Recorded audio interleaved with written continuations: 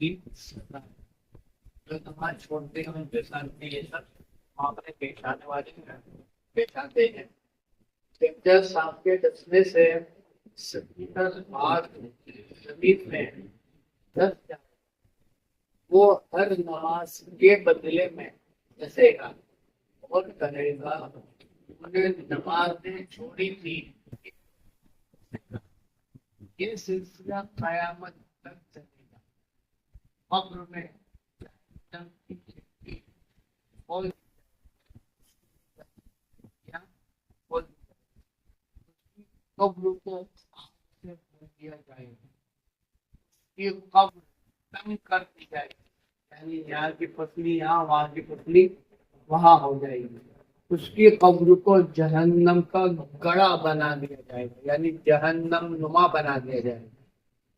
سب سے پہلے نماز کے بارے میں پوچھا جائے گا، وہ قبر کے جواب بھی نہ دے پائے گا، قبر اس کی اندھیری کر دی جائے گی، کوئی بھی روشنی نہیں ہوگی، صرف اور صرف عذاب ہی عذاب اور اندھیرا ہی اندھیرا ہوگا۔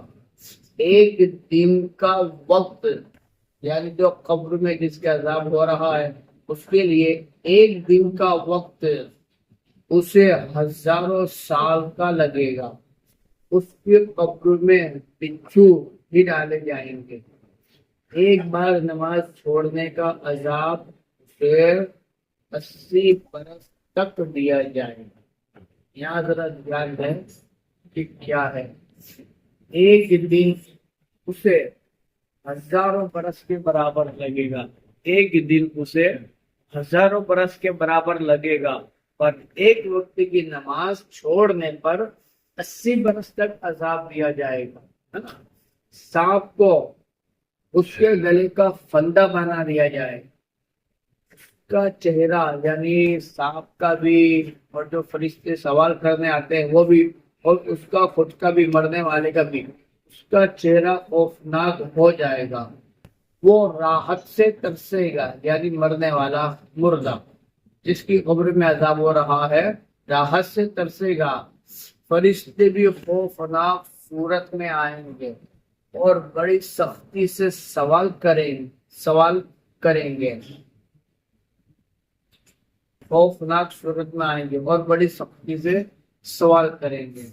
اب یہاں پر میں نے اپنی بات لکھی ہے کہ یہ سب مختصر عذاب ہے، حقیقت میں یہ جو میں نے لکھا ہے یہ مختصر عذاب ہے، اس سے بھی بڑے بڑے عذاب، اس سے بھی زیادہ عذاب، اس سے بھی زیادہ خوفناک عذاب تاریک نماز کے قرآن و حدیث میں آئے گئے ہیں۔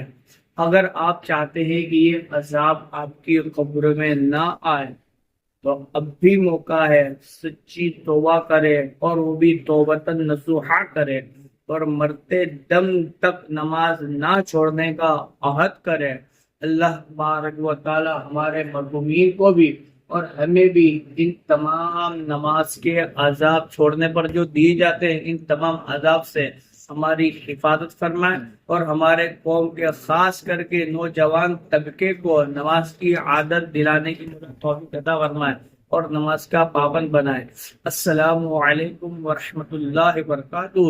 یہ میرے پیغام کو آپ کو ثواب کی نیت سے اوروں تک بھی پہنچانا ہے۔ السلام علیکم ورحمۃ اللہ وبرکاتہ۔